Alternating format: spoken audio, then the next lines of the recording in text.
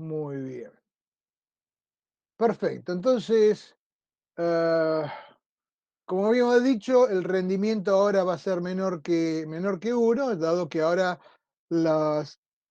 sí tenemos potencia de pérdida, ya sea en el cobre como en el hierro, ¿eh? Son distintas de cero. Ergo, la potencia que entrega la carga es menor que la que toma de la red. ¿Por qué? Porque hay una potencia de pérdida que se evacúa en forma de calor y de la cual no es posible recuperarla. Aumenta la entropía del universo. Am, bueno, también la relación de transformación es exactamente igual que en el caso del transformador ideal, salvo que ahora, como habíamos comentado, esa relación de transformación de tensiones primaria y secundaria o de corriente secundaria y primaria, ahora es aproximadamente la relación de transformación. ¿Eh? Recuerden bien la definición de relación de transformación, porque un tema que va a aparecer seguro como pregunta en la defensa de los trabajos prácticos. Es una pregunta bien típica. Con las fuerzas magnetomotrices también va a haber un pequeño cambio importante, porque ahora, bueno, la relación sigue siendo la misma, la suma de las fuerzas magnetomotrices en el circuito magnético del transformador, o sea, en el hierro, va a ser la fuerza magnetomotriz resultante y va a ser igual a la reluctancia por el flujo. Ahora la reluctancia ya no es cero, por lo tanto, la fuerza magnetomotriz resultante no va a ser igual a cero, va a ser mayor que cero. Y esta fuerza magnetomotriz resultante es la que, en definitiva, permite el establecimiento del flujo magnético en el transformador. Entonces, teniendo en cuenta, como habíamos dicho anteriormente, la convención de signo, N1 por I1 menos N2 por I2, conforme a los sentidos que le dimos a las corrientes, conforme a los puntos homólogos, bueno, esto es la fuerza magnetomotriz resultante. Ahora bien, ¿cuánto vale esta fuerza magnetomotriz resultante? Bueno, esto lo podemos determinar un poco como habíamos dicho anteriormente, que la E2 era la U2 en vacío. Acá también vamos a ver en vacío qué pasa. En vacío I2 es igual a cero, I1 es igual a I0. I0 es la corriente de vacío. Entonces lo reemplazamos acá y me queda que N1 por I0 menos N2 por cero, porque I2 vale cero, no hay carga, va a ser la fuerza magnetomotriz resultante. Esto se mantiene aproximadamente en los distintos estados de carga. ¿Mm? ¿Por qué se mantiene en los distintos estados de carga? Porque también el flujo, el flujo de la máquina se va a mantener aproximadamente igual para todos los estados de carga. Entonces, si tenemos que N1 por I0 menos cero es la fuerza magnetomotriz total resultante, ¿eh? Eh, yo esto lo reemplazo acá y me va a quedar que N1 por I1 menos N2 por I2 es igual a N1 por I0. Y esta es la fuerza magnetomotriz, la ecuación de fuerza magnetomotriz del transformador real. Cuando trabajemos con el transformador real, esta es la ecuación de fuerza magnetomotriz que podemos utilizar, que tenemos que utilizar. Ahora, según el caso que analicemos, podremos considerar que I0 es tan pequeña, fundamentalmente en transformadores muy grandes, que a lo mejor lo podemos despreciar y bueno, podemos trabajar con que es igual a cero. Pero, digamos, en forma taxativa, esta es la ecuación de fuerzas magnetomotrices en el transformador real. ¿Preguntas? ¿Alguna duda? Yo sigo. ¿Eh? Si alguien, párenme por favor, porque yo sigo para adelante. Bueno, para completar, o sea, nosotros lo que tenemos que buscar es así como buscamos en el transformador ideal el modelo de transformador ideal, bueno, ahora tenemos que buscar el modelo de transformador real. Y hay modelos, ya en su momento lo habíamos hablado, pero hay modelos para todas las máquinas, y no necesariamente máquinas eléctricas, hay modelos para todo. Los modelos a nosotros lo que nos permite es eh, facilitar el estudio del funcionamiento de lo que corresponda en determinadas situaciones. ¿Eh?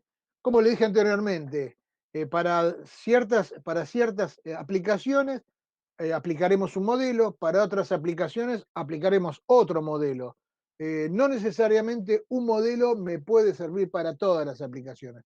El modelo que nosotros estamos buscando, el transformador real, realmente es un modelo muy bueno, muy, muy bueno, que da resultados para lo que nosotros, da muy buenos resultados para todas las aplicaciones a nivel de frecuencia industrial. ¿Eh? A nivel de frecuencia industrial, que en definitiva es para donde se aplique, el modelo me va a servir para cualquier estado de carga, para cualquier nivel de tensión.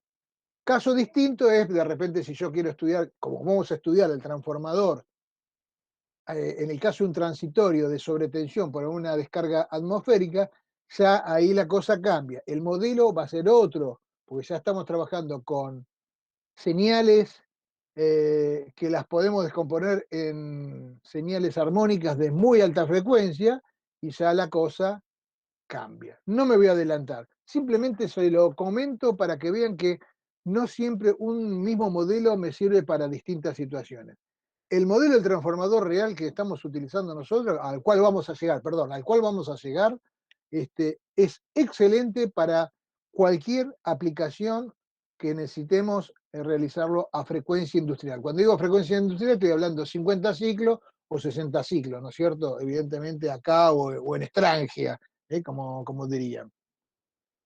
Entonces, fíjense, ahora va a aparecer lo que se denomina el flujo y la reactancia de dispersión, cosa que hasta ahora en ningún momento lo hemos planteado, ni siquiera quizás en algún momento le habré hecho una pequeña mención, digamos, para salir del paso, ¿no? Pero fíjense, supongamos que un núcleo magnético conformado con una bobina. ¿Eh? O sea, esto sería un reactor, en definitiva. ¿Mm?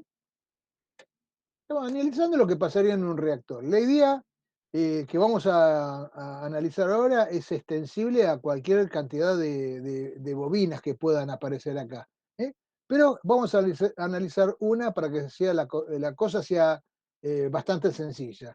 La bobina, obviamente, la estoy viendo en corte, de tal manera que todas las espiras, cada cuadrito que hay acá es una espira, ¿eh? Por acá la corriente va a ser entrante. Obviamente, si acá es entrante, todas las secciones de espiras que están a la izquierda van a ser con corriente saliente. Esto lo estoy poniendo yo ahora, podría hacerlo al revés también, que el resultado sería exactamente igual.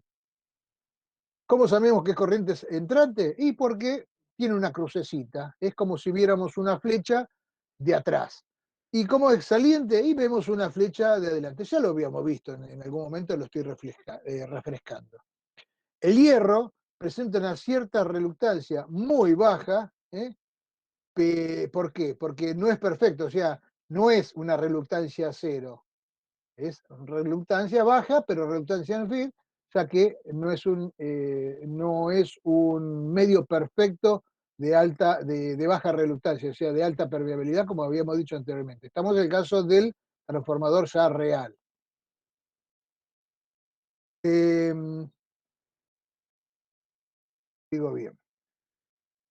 Eh, el transformador ideal, supuestamente todas las líneas de fuerzas que, que salen de un devanado, estarían abrazando al otro devanado.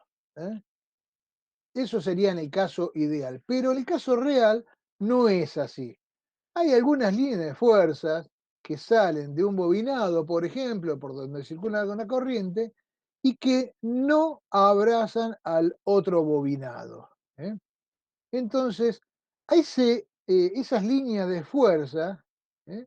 Esas líneas de fuerzas que no abrazan a los dos bobinados, que solamente queda restringido a un solo bobinado, se la denomina línea de fuerza de flujo en aire o flujo de dispersión. ¿Eh? Cuando tenemos dos bobinados, hay un flujo que pasa por las dos bobinados, como dije anteriormente. ¿Eh? Ese es el flujo común o también llamado flujo mutuo. ¿Eh? Entonces, si bien nosotros acá estamos haciendo la separata de flujo común y de flujo de dispersión, que es el flujo que no llega al otro bobinado, vuelvo a repetir lo que dije anteriormente. El flujo es uno solo. Nosotros hacemos esta separata simplemente para poder hacer el análisis, para hacer el estudio y determinar el circuito equivalente. ¿Eh? Pero no hay separación de flujos real verdaderamente. El flujo es uno solo. ¿Eh? El flujo que genera el devanado primario es conectado a una fuente, es uno solo. Entonces, el flujo común o mutuo sabemos que es el que va a ir por el hierro, por todo el hierro, ya que el flujo disperso va por el aire. Flujo mutuo es el más grande, el flujo disperso es muy pequeño respecto al flujo mutuo. Y además el flujo mutuo es el de mayor importancia. ¿Por qué? Porque es el que permite eh, realmente realizar el trabajo para el cual está construido el transformador, que es la de la transformación. ¿Eh? Energía eléctrica la transforma en energía magnética y esa energía magnética se vuelve a transformar en energía magnética de tal manera que transmito una potencia desde la fuente hasta la carga, ¿eh? Sin contacto galvánico, como quien diría, sino a través de una conexión magnética. Esa conexión magnética justamente es el flujo mutuo o flujo común. El otro flujo en el aire, que quedaría, es lo que llamamos el flujo en aire o flujo disperso, que concatena a un solo bobinado. Vamos a tener flujo disperso en el primario, al circular, al conectar el transformador, aunque sea en vacío, ¿eh? Va a aparecer una cierta corriente mínima y que va a aparecer con un cierto flujo disperso. Pero cuando ya empiece a cargarse el secundario, la corriente primaria va a ser mayor y el flujo disperso obviamente va a ser mayor. Pero ese flujo disperso producido por la corriente que circula en el primario va a ser flujo concatenado o flujo solamente, flujo que va a pertenecer, ese flujo disperso se va a cerrar por el aire pura y exclusivamente en el primario. Por otro lado, por otra parte, tenemos la corriente secundaria, va a dar lugar a un flujo de dispersión secundario que va a abrazar lisa y llanamente al devanado secundario. No hay relación entre uno y otro. La única relación primario y secundario es el flujo mutuo común, la única relación magnética me refiero, ¿no? Como decía, adentro de la máquina el flujo es único y la división es arbitraria para el estudio. Lo interesante del flujo disperso es como la mayor parte de ese flujo disperso va por el aire, hay una parte que va por el hierro, ¿eh? Como habíamos analizado en el transformador con núcleo de aire, ¿cuál era la característica del flujo cuando se establece en el aire? ¿Eh? Es lineal. Exactamente, bien Pedro, bien Juan. Juan se adelantó, es un Pedro de Mendoza, Juan, es un adelantado. Muy bien, excelente. Eso es lo que nos permite a nosotros poder establecer lo siguiente. Eh, Nosotros teníamos que la tensión, esto en forma, digamos, de señal, ¿no? La tensión aplicada va a estar dado ahora.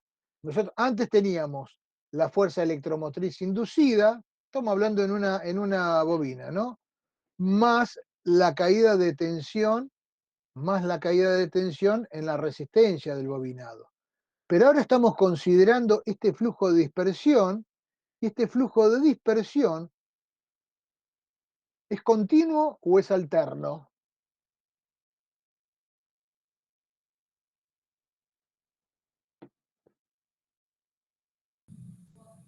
Alterno sería. Interno. Sí, señor, es alterno porque está Y producido por una corriente alterna. Claro. Sí, sí, perfecto. ahí, Entonces, si es alterno, ese flujo de dispersión también va a producir una fuerza electromotriz de dispersión. ¿Se entiende eso? profe, Sí, Alexis. en la anterior lámina, en la última línea dice hay alinealidad. ¿No sería linealidad? Va por Eh, el aire. Totalmente de acuerdo, ¿no? Ah, está bien. Pablo, haceme acordar que lo cambié. Esto se ve que fue un copy-pegue y me quedó. Táchenla, por favor. Gracias, Alexis. Yo ni lo leí, ya me lo, o sea, lo hice directamente sin leerlo, ¿no? Pero es así, ¿eh? Es linealidad. El flujo, el flujo en el aire tiene carácter lineal. Entonces, ahora sí, la tensión aplicada, en el caso de un reactor, en el caso de un transformador, por ejemplo, en el primario, va a estar dado por la fuerza electromotriz debida al flujo mutuo, más la fuerza electromotriz generada por ese flujo de dispersión, más la caída de tensión en la resistencia de ese bobinado. Como estamos trabajando con señales armónicas, esta segunda ecuación de Kirchhoff, dada a nivel de, digamos, de señal, la puedo transformar tranquilamente en una ecuación vectorial, una ecuación fasorial, y a partir de la cual yo puedo establecer el diagrama fasorial correspondiente. Fíjense que la E es el número de espira total por el flujo concatenado, el flujo en el hierro, respecto, perdón, la derivada del flujo concatenado respecto del tiempo. O sea, todo esto sería el flujo concatenado del flujo común, mientras que la fuerza electromotriz inducida, mientras que la fuerza electromotriz de dispersión corresponde al flujo concatenado, pero de dispersión. Número de espiras que abraza por el flujo de dispersión, por la derivada del flujo de dispersión respecto del tiempo. O sea, la velocidad con que varía el flujo de dispersión respecto del tiempo. Entonces vamos a tener, fíjense, el flujo. ¿Sí? Este flujo, es el flujo principal, ¿eh? Me va a dar lugar a esta fuerza electromotriz inducida, E. ¿Mm? Esta E correspondería a esta E. Bien. Por otro lado tenemos la corriente I, ¿sí? Que acá estaría asociada la corriente secundaria y esta sería, supónganse, la corriente primaria. Pero esta es la corriente que estaría circulando por el bobinado que estamos analizando. Esta corriente va a producir un flujo de dispersión phi sub d. ¿Se acuerdan que este flujo de dispersión, quién lo produce? Lo produce la corriente, ¿eh? Al circular la corriente. Si no circula corriente, no existe flujo de dispersión. Entonces, exactamente, flujo de dispersión. Y este flujo de dispersión es directamente proporcional a esta corriente. Vamos a ver cuál es la proporcionalidad. Ahora lo vamos a ver. Entonces, este flujo de dispersión produce ¿eh? una fuerza electromotriz de dispersión que está adelantada a 90 grados de acuerdo a las convenciones que venimos tomando. Finalmente decimos que la fuerza electromotriz inducida más la caída de tensión en la resistencia del conductor del devanado multiplicada por la corriente I más esta fuerza electromotriz de dispersión es lo que me va a dar en definitiva la tensión aplicada.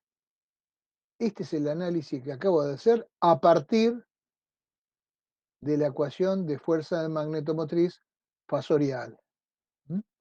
Fuerza electromotriz inducida, fuerza electromotriz de dispersión y caída de tensión en la resistencia del conductor, de la bobina que estoy considerando. ¿Se entendió esto? Sí. Profe, consulta. Sí, sí, dale. El flujo de dispersión está en fase con la corriente entonces. Sí, tal cual, Bien, Alejandro. Tal bien. cual, tal cual. Si vos te acordás, sistema de representación, son dos líneas paralelas. ¿eh? Acordate cuando hacías, que te mataba haciendo líneas paralelas. Bueno, acá la corriente y el flujo de dispersión están en fase, son paralelos. eh, Obviamente son magnitudes distintas, pero la relación que hay entre ellos es una constante. Perfecto. Lisa y llanamente una constante que ahora la vamos a determinar. ¿eh? Listo, ¿Por perfecto. qué? ¿Por qué? Porque el flujo de dispersión, ¿quién lo produce el flujo de dispersión? La corriente. O sea, este flujo de dispersión, acá ya lo habíamos dicho, a ver si lo tenemos presente por ahí. La verdad que Bueno, sí, acá. Al circular corriente por el devanado, ¿eh? Se produce este flujo de dispersión que va por el aire. Y ese flujo de dispersión que va por el aire, ¿eh? Tiene característica lineal respecto al, digamos, el B en función del H es una constante. El flujo es proporcional al B y el H es proporcional a la corriente. En definitiva, por varios caracteres transitivos, el flujo de dispersión en aire es proporcional a la corriente que le da origen. ¿Se entendió, Ale? Perfecto, profe, gracias. No, al contrario. Sigan interrumpiendo, ¿eh? Me encanta que Pro- interrumpan. Sí, Profe, William. la corriente, ese es del primario. Acá estamos La cor- analizando un devanado cualquiera. Puede ser, en este caso, particularmente en este caso, yo no le puse, digamos, índices, porque en términos genéricos se da así la cosa. Particularmente, como se viene dando, digamos, la tensión, la suma de tensiones, se iría para el caso del primario, de un transformador, o para el caso de un reactor. O sea, esto lo podríamos tranquilamente este análisis se podría hacer tranquilamente para el caso de un reactor. ¿Sí? Ok. Bien, perfecto. Profe, Muy, entonces, para terminar de redondear, ¿sí? a ver, la tensión aplicada equivale a las pérdidas que tengo, la caída No, de tensión que no, tengo no, por no. circulación de Ojo, corriente. para, Alexi. Te La paro caída de acá tensión me porque refiero. te paro acá porque lo que vos dijiste es muy usual que se equivoquen. Caída de tensión no es pérdida. Pérdida es potencia. Bien, bien, Lo sí. aclaro porque Me- me viniste al pelo, Alexis. Te digo que muchas veces, inclusive en los exámenes parciales o finales, me hacen esa analogía y no es real. Continúa, por favor. Bien, sí, entonces la tensión aplicada en este caso equivale a la caída de tensión por el bobinado, en la resistencia que tiene el bobinado, ¿Sí? por la Más, fuerza electromotriz, más. sí, más la fuerza electromotriz en el circuito magnético sería la E, Sí, más, debido al flujo común, debido al flujo común, más la fuerza electromotriz en el aire sería, que la sale por el fuerza aire. electromotriz debida al flujo en el aire. Debido al flujo en el aire. Bien, Ojo, porque todos estos elementos son meramente eléctricos y meramente eléctricos están dentro, digamos, del circuito eléctrico del transformador. En el aire, lo que va a haber en el aire realmente es flujo, ¿ok? el flujo de Es la parte dispersión. Bien, magnética. O sea, el aire es bien, parte del circuito magnético del flujo de dispersión. El flujo de dispersión, la gran parte del circuito del flujo de dispersión es en el aire. Hay una pequeña parte del flujo de dispersión que se está analizando que va por el hierro, o sea, que se establece en el hierro, pero es tan pequeña que lo que prevalece es la linealidad debido justamente a la parte del circuito magnético que va por el aire. Entonces yo la fuerza electromotriz de dispersión la puedo colocar tranquilamente como 444, fuerza, frecuencia. frecuencia, número de espira del bobinado que estoy considerando, por el flujo máximo de dispersión. Ese flujo de dispersión, como bien le dije, es proporcional a la corriente. Esta es la característica del flujo de dispersión. Y se cierra por el aire. Realmente se establece por el aire, no es que se cierra, porque la mayor parte del, eh, la mayor parte del flujo de dispersión va por el aire. Yo, a ver, esto es lo que le va a aparecer en el apunte. Para mí se establece en el aire y se cerraría en parte por el hierro, ¿no? Pero bueno, eso es relativo, según donde uno se pare. Se puede cerrar por el aire o se puede cerrar por el hierro, pero el flujo de dispersión queda establecido en el aire, en una gran parte en el aire y otra pequeña partecita en el hierro.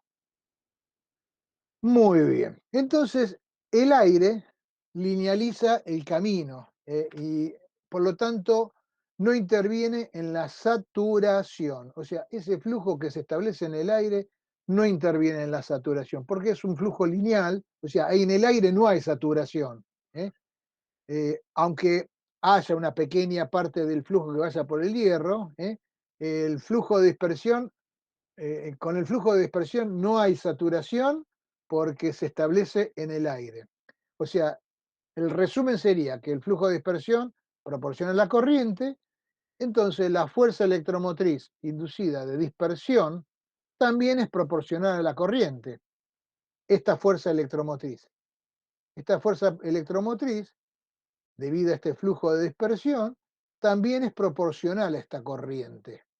Lo único que fíjense que el flujo de dispersión es proporcional a la corriente, pero está en paralelo, está en fase, mientras que la fuerza electromotriz de dispersión es proporcional a la corriente, pero está adelantada a 90 grados. Ergo, la relación que va a haber entre la fuerza electromotriz de dispersión y la corriente va a ser una constante de proporcionalidad denominada reactancia de dispersión, pero la cual que de tal manera que multiplicando por la corriente me dé la fuerza electromotriz. En cuanto a valor, en cuanto a la parte numérica, X sub D, reactancia de dispersión por la corriente, me da la fuerza electromotriz. Pero desde el punto de vista vectorial, eh, la fuerza electromotriz inducida va a estar adelantada, el vector fuerza electromotriz inducida de dispersión está adelantada a la corriente. Por lo tanto, le tengo que asociar, agregar el elemento J que en definitiva lo que hace es girar el vector 90 grados en adelanto. ¿Se entiende eso? No sé si está claro. El operador J me adelanta a, digamos, al vector Y 90 grados, me adelanta al vector Y en 90 grados, que multiplicado por XD, en definitiva me da el vector fuerza electromotriz de dispersión. ¿Qué es lo que tenemos acá? Corriente, ¿sí? Flujo de dispersión en fase. A esta corriente la multiplico por XD y la adelanto a 90 grados y obtengo el vector E sub D. De I, del vector Y pasé al vector E sub D multiplicándolo por la constante X sub D y por el operador J que me adelanta a 90 grados. ¿Preguntas?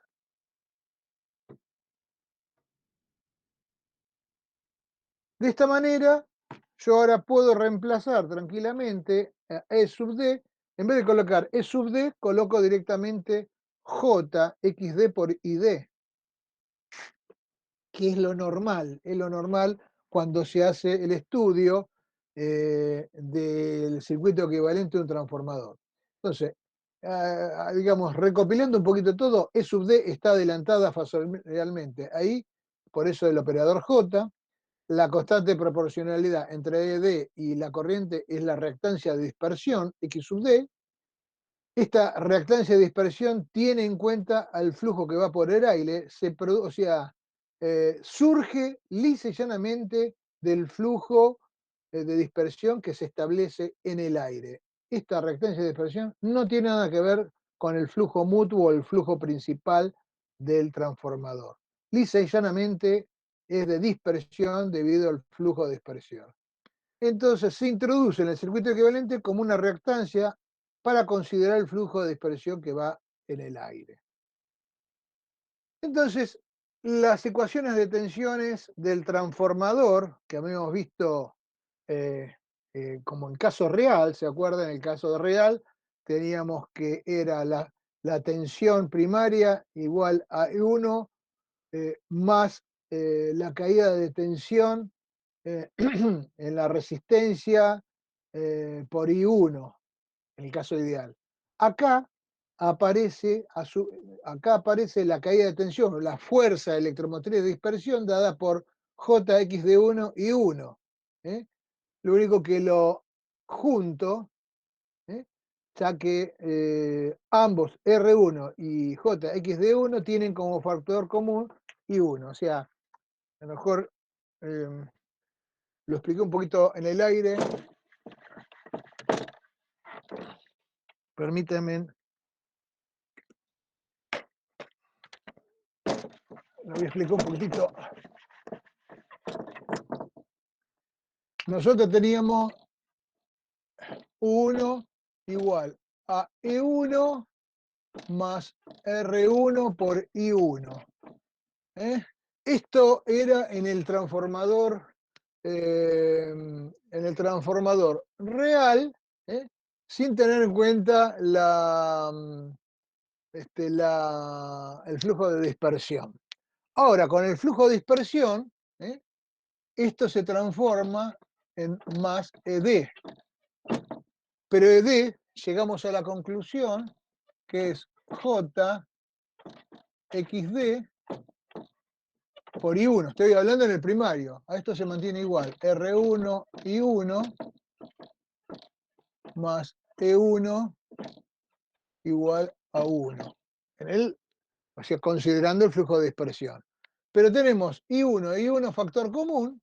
Por lo tanto, de acá llegamos que es E1 más R1 más JXT.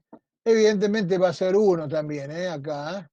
1, pues estamos considerando el primario, por I1. Todo en forma vectorial. Y esta va a ser la ecuación de Kirchhoff, la segunda de Kirchhoff, aplicada con convención consumidora, que es la que obtenemos del circuito primario. En el secundario, como tenemos convención generadora, vamos a tener U2 igual a E2. Este signo va a ser menos ahora, porque es convención generadora. La resistencia del grado secundario más J, la reactancia de dispersión secundaria, por la corriente secundaria. ¿Se entendió eso? El signo más y menos es por la convención que hemos utilizado, motora, y acá convención generadora. Le pongo por la duda acá M de motor y esto de generador, de la convención. Y bueno, la fuerza electromotriz E1 y E2 siguen siendo iguales a lo que habíamos establecido inicialmente, 444, el valor eficaz, ¿no? Por la frecuencia, por el número de espira, por el flujo máximo. ¿Qué flujo es este? El flujo común, el flujo concatenado, en el circuito magnético. Flujo mutuo. Digamos, bueno, acá es un desliz en adelante, en vez de poner XD1 o XD2, para cortar un poquito la cosa, vamos a poner directamente X1 si corresponde a la reactancia de dispersión primaria, y X2, X sub 2, en lugar de XD sub 2, digamos, para hacerlo un poquitito más ameno, más rápido y no ocupar tanto lugar y no entrar con tantos subíndices. ¿De acuerdo? Preguntas hasta acá. Pedro, ¿cómo vamos, Pedro?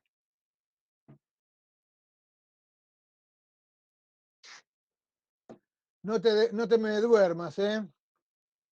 Tampoco te me vayas. ¿Dudas? Están conectados, ¿no? Sí, sí. Bien, Alexis. Claro, claro. Todo claro. No, estamos acá, ingeniero, estamos acá. Sí. No, estoy acá, estoy acá. Bueno, No, buenísimo. sí, sí. Buenísimo, buenísimo. ¿Qué le iba a decir? A ver. Vamos a hacer un paneo. Emir, Tito, ¿cómo andamos? ¿Vamos bien, Emir? Sí, profe. ¿Se entiende? ¿Te queda alguna duda? No, por ahora está todo bien.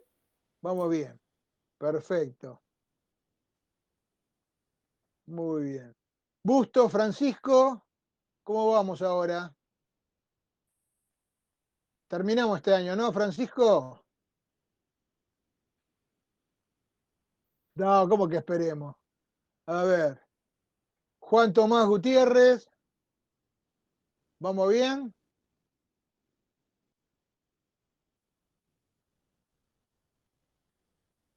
Perfecto.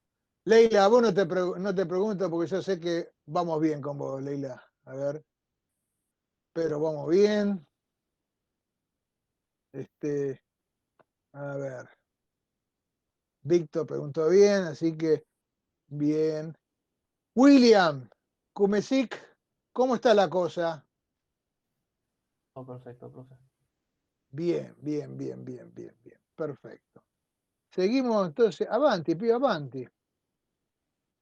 Muy bien, entonces, estas dos ecuaciones me permiten a mí determinar entonces la representación fasorial de tensiones y ya que está me echamos la de corrientes. ¿Cómo sale esto? A ver, vamos a tratar de, acá vamos a detenernos un poco porque, señores, esto que vamos a ver ahora, a lo mejor le puede resultar a ustedes un poquito sencillo. Para algunos podrá ser sencillo, para otros no tan sencillo, pero en general parecería ser sencillo. Pero cuando pasemos a transformadores trifásicos, cuando pasemos de repente a transformadores especiales y Sergio le dé, digamos, los diagramas fasoriales correspondientes a un transformador de 3 arrollamientos cargado en un terciario y abierto en un secundario y tengan que hacer análisis, se van a volver locos si no entienden bien, bien, bien esto, esto que tenemos acá. Entonces, permítanme, voy a reducir un poquito este tema. Entonces, la cosa es, como estamos hablando, o sea, como estamos hablando de primario y secundario, en principio vamos a hacer los diagramas fasoriales por separados. ¿Por qué? Porque son niveles de tensiones distintos, porque son niveles de corriente distintos. Entonces, inclusive mismo fíjense que las ecuaciones que los generan también son distintas. Entonces, empecemos, por ejemplo, con el secundario. Secundario, nosotros tenemos, ¿qué tenemos en el secundario? Tenemos la corriente I2, perdón, vamos a hacer así. Esto es negro. Lo voy a poner acá. E2 era igual, perdón, U2.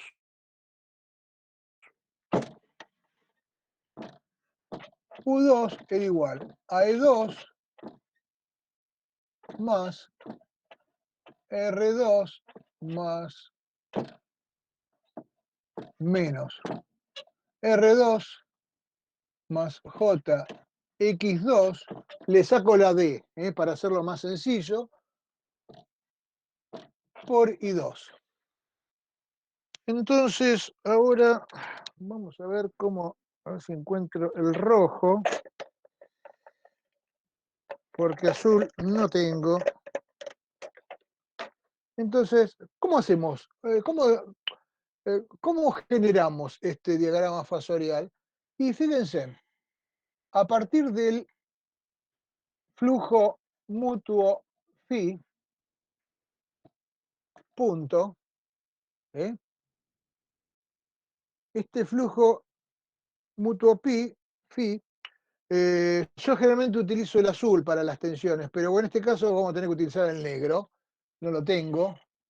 Este flujo phi me va a dar lugar a esta fuerza electromotriz, que, como estamos hablando del secundario, va a ser E2. ¿Sí? Entonces, a su vez, esta E2 es la que me permite a mí hacer circular I2 sobre la carga. Así que, en general, tomamos las cargas resistivas e inductivas, así como para hacer el análisis. Por lo tanto, voy a tener acá una corriente I sub 2. No sé si se ve bien, pero de alguna manera estoy haciendo lo que aparece en la presentación. Bueno, obviamente esa corriente I2 me va a dar lugar a un pequeño flujito, que es mucho menor que el flujo común, que sería el flujo de dispersión 2. Este sería el flujo de dispersión 2. Lo coloco ahí para tenerlo presente. Después más adelante ni lo vamos a tener en cuenta. Y por último, ¿qué hacemos? Esta corriente I2 me va a generar una caída de tensión R2 por I2 paralela a I2, pequeña, R2 I2.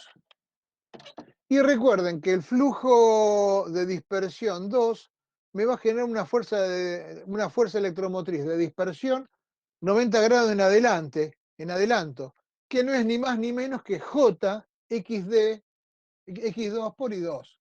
O sea, a 90 grados del flujo, o lo que es lo mismo de I2, voy a tener, perdón, discúlpenme, acá me equivoqué yo, lo hice mal esto, perdónenme. E2 acá estamos en convención generadora. Perdón acá. E2 la voy a poner acá arriba. Este es E2, la mayor. Entonces, ahora sí, fíjense. A partir de acá yo voy a encontrar U2 en el secundario. A partir de E2, yo trazo una perpendicular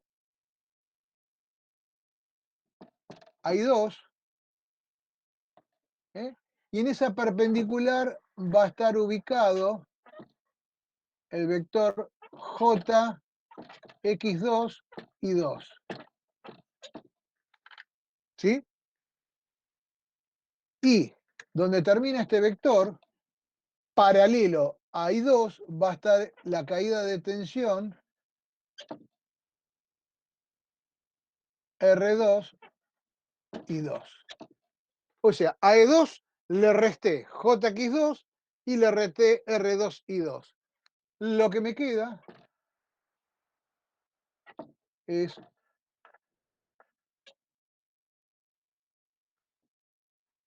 U2. Obviamente, entre U2 e I2 voy a tener un ángulo que no es ni más ni menos que el ángulo de la carga Φ2. ¿Sí? Todo esto, obviamente, va a estar girando a la velocidad angular omega. ¿Se entendió a pesar del error con el que cometí al principio? Profe, ¿le hago Pregunto. una consulta? Sí, dale. Profe, hola. El ángulo va a estar entre la I2 y la tensión, U2 digo, puede ser, ¿no? Yo estoy viendo el ¿I2? gráfico, no le ve la cuenta. Sí, el ángulo No, el está ángulo entre digo, U2, este es el ángulo U2, fijo.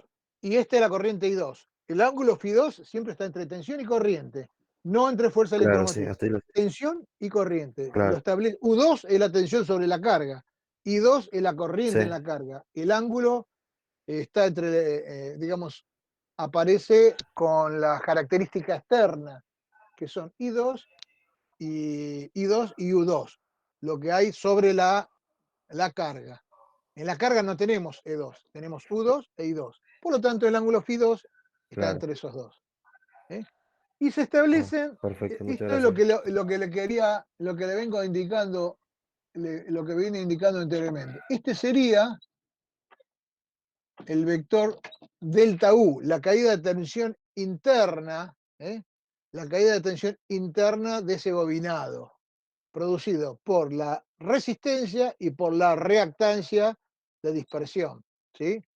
Fíjense que acá este triángulo está tomado sin escala. Este triángulo nunca puede tener esta relación respecto a U2. Fíjense que prácticamente el triángulo este es la mitad de U2. Jamás. Si yo llego a tener una caída de tensión del 50% y yo le diría que tiren ese transformador y compre otro nuevo. Normalmente este triángulo es, así para decir valores aproximados, el 5%, 5% de este valor de U2, como para que tengan una referencia. Pero si lo dibujo en el 5%, obviamente no se va a ver. Por eso los diagramas fasoriales que le pedimos nosotros a nivel teórico, le permitimos trabajar sin escala. Obviamente la escala que se adopta para tensiones es distinta a las de las corrientes, son escalas distintas. Uno maneja tensión y distinto a lo del flujo. Eso lo van colocando a piacere. ¿Se entendió este diagrama fasorial correspondiente al secundario? De la misma manera podemos determinar U1 igual a E1 más, en este caso, R1 más JX1 por I1. Esta sería la primera ecuación, donde fíjense en que acá sí tenemos el flujo común. Este mismo flujo es el mismo que vamos a colocar acá. Sí, es lo único que tiene en principio en común. No es tan así. Ahora vamos a ver. ¿Qué le está diciendo? Bueno, como este flujo es común, bueno, este flujo me va a producir una fuerza en el primario, una fuerza electromotriz inducida, que la llamamos E1. Como 1 va a estar cerca de 1, así que vamos a ver, a veces no es conveniente colocar directamente el valor, del fasor, porque después lo tenemos que borrar. Pero bueno, con un poquito de experiencia se van a ir dando cuenta. La cuestión que, fíjense, esta corriente I2, que es la segunda relación que va a tener el secundario con el primario, va a ser la misma, en este caso particular, vamos a ponerla más chica, un poquito más chica, I1. Esta va a ser I1. Por ahora va a ser paralela, por ahora va a ser paralela a I2, porque la diferencia que hay entre ambas es la relación de transformación. Acá no estamos teniendo en cuenta pérdidas en el hierro, no estamos teniendo en cuenta nada de eso. Después lo veremos cómo se introduce. Entonces, esta corriente I1 me va a producir un flujo de dispersión Phi1, perdón, verde.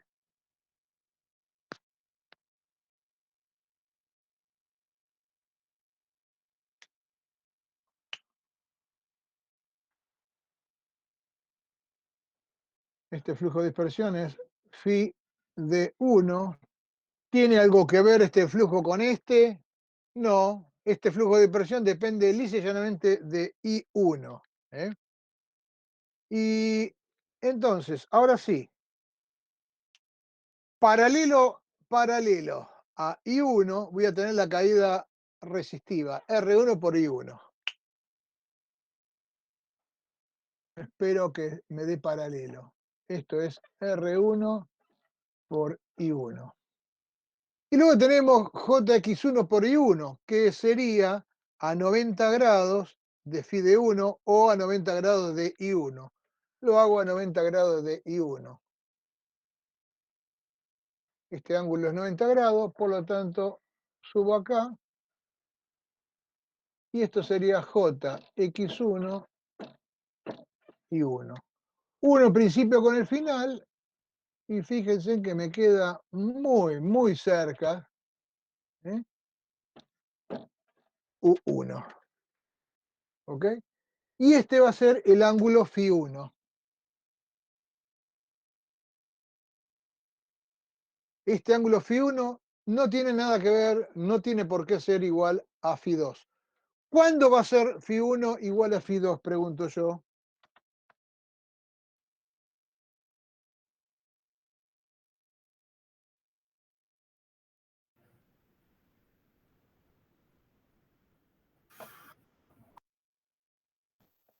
¿En vacío? En vacío no voy a tener φ2. En el transformador ideal, ¿o no? Sí, señor, exactamente. En el transformador ideal. El único caso en que φ1 y φ2 son iguales en el transformador ideal. Perfecto. Muy bien. Y bueno, colorín colorado, fíjense, la caída total en el transformador va a estar dado por este triángulo y por este triángulo. ¿Eh? Bueno, acá coincide, la diagonal coincide con E1, no necesariamente, no va a coincidir. Puede ser que en algún momento pueda llegar a coincidir, pero en general no coincide. ¿Eh? Pero estas son las caídas de tensiones internas, ¿eh? Que me van a dar lugar a mí a lo que más adelante se denominará regulación. Pero en definitiva, no es más ni menos la caída de tensión interna que tiene el transformador.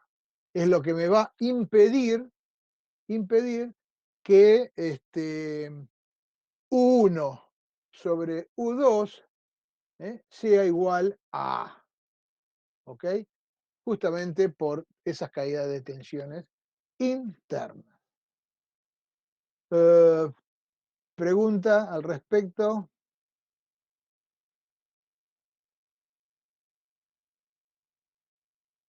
Fíjense entonces, en el primario, como tengo convención consumidora motora, U1 sale como suma de caídas de tensiones, aplicando lisa y llanamente la ecuación, la segunda de Kirchhoff. Mientras que en el secundario, U2 sale como resta de fasores, justamente tomando en cuenta la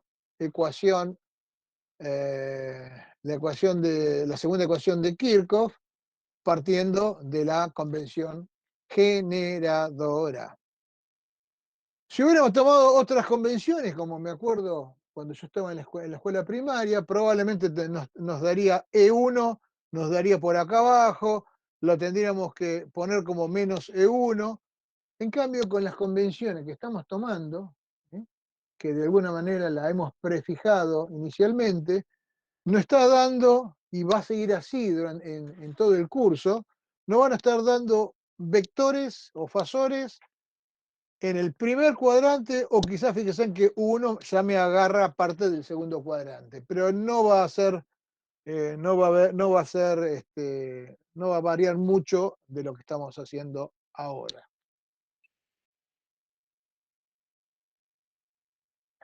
El flujo máximo, como que